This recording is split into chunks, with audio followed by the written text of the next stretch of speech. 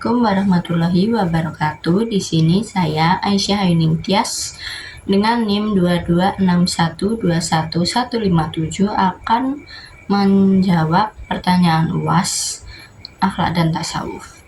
Yang pertama ada klasifikasi mazhab tasawuf, tokoh-tokohnya dan konsep ajarannya.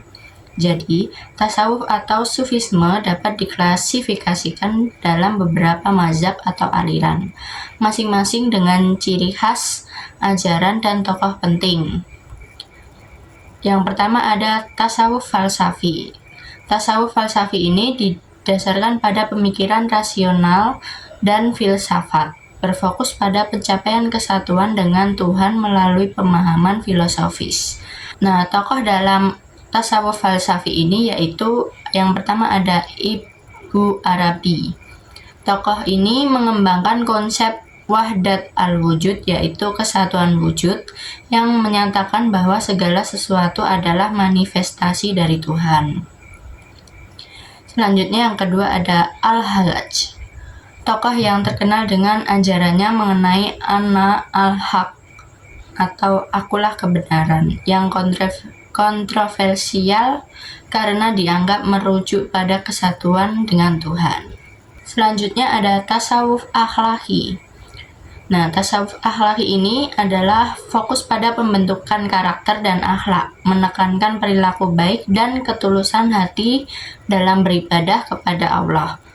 Tokoh dalam tasawuf akhlaki ini yaitu Imam Al-Ghazali, yang mengajarkan tasawuf sebagai jalan untuk membersihkan hati dari sifat-sifat tercela dan mendekatkan diri kepada Allah. Selanjutnya yaitu ada tasawuf ijtimai. Tasawuf ini melihatkan pentingnya pengaruh sosial dalam kehidupan seorang sufi, dan ia mengajak umat untuk melakukan perubahan sosial dengan cara spiritual. Tokoh di dalam tasawuf ijtimai ini yaitu Abdul Qadir Al-Jailani. Beliau menekankan pentingnya kehidupan sosial dan kebaikan moral dalam tasawuf. Selanjutnya ada tasawuf syariah. Tasawuf syariah ini menekankan bahwa syariat adalah fondasi utama dalam perjalanan spiritual dan semua amal ibadah harus dijalankan sesuai dengan syariat. Tokoh pada tasawuf syariah ini yaitu Imam Al-Syahid. Imam Al-Syahid ini menekankan pentingnya pengalaman syariat sebelum mencapai makam yang lebih tinggi dalam tasawuf. Selanjutnya yang soal nomor kedua yaitu 3 macam taubat menurut Syekh Junun Al-Mishri.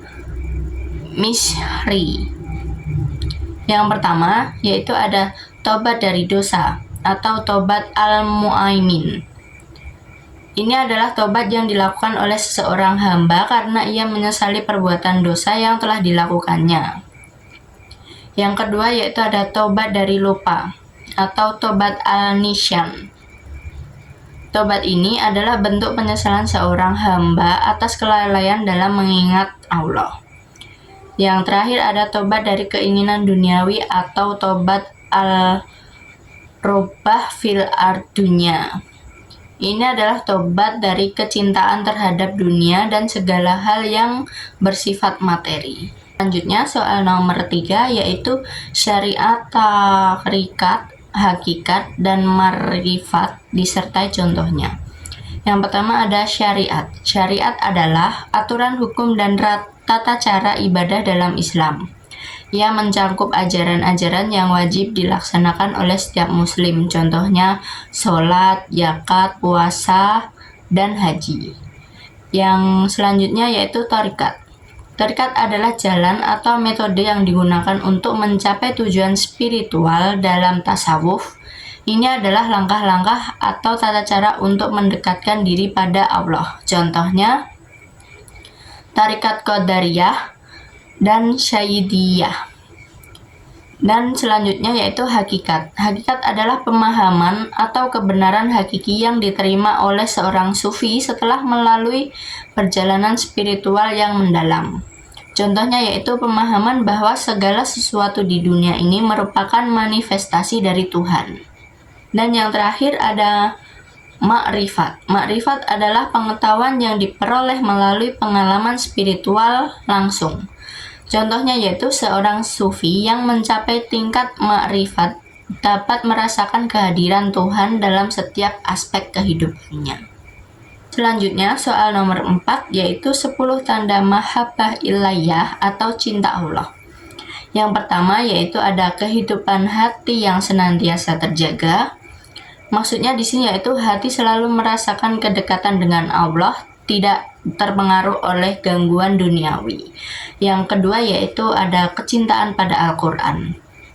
Maksudnya di sini merasa damai dan tenang saat membaca dan mendengarkan Al-Qur'an. Next, selanjutnya yang ketiga yaitu rasa takut dan harap. Senantiasa ada rasa takut akan kemungkaran Allah dan harapan untuk mendapatkan rahmat-Nya. Yang keempat yaitu ada tanda cinta dalam sholat. Dan yang kelima ada rindu akan jannah. Yang keenam ada menghindari dosa. Dan yang ketujuh ada keinginan untuk menolong sesama. Dan yang kedelapan adalah ada kesabaran dalam ujian. Dan yang kesembilan ada bersyukur dalam segala keadaan. Dan yang terakhir ada meningkatkan zikir.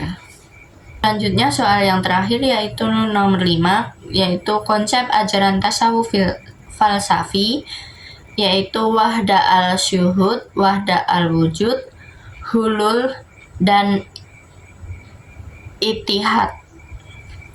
Yang pertama yaitu ada wahda al-syuhud. Konsep ini menyatakan bahwa yang dilihat oleh manusia hanyalah satu realitas yang tampak sebagai manifestasi dari Tuhan. Manusia menyaksikan dunia sebagai tanda-tanda dari eksistensi Tuhan. Contohnya, alam semesta yang dilihat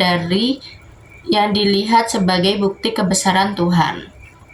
Selanjutnya yaitu ada wahdah al-wujud. Ini adalah ajaran yang menyatakan bahwa hanya ada satu wujud yang hakiki, yaitu Tuhan. Segala sesuatu yang ada di alam semesta ini hanya tampak sebagai perwujudan dari Tuhan yang satu. Selanjutnya ada hulul. Hulul adalah paham yang mengajarkan bahwa Tuhan dapat masuk ke dalam tubuh manusia. Dan yang terakhir ada ittihad. Ittihad adalah konsep yang menyatakan bahwa terdapat kesatuan yang sempurna antara Tuhan dan hamba-Nya, di mana individu merasakan kesatuan dengan Tuhan dalam segala aspek. Sekian dari saya, kurang lebihnya mohon maaf. Wassalamualaikum warahmatullahi wabarakatuh.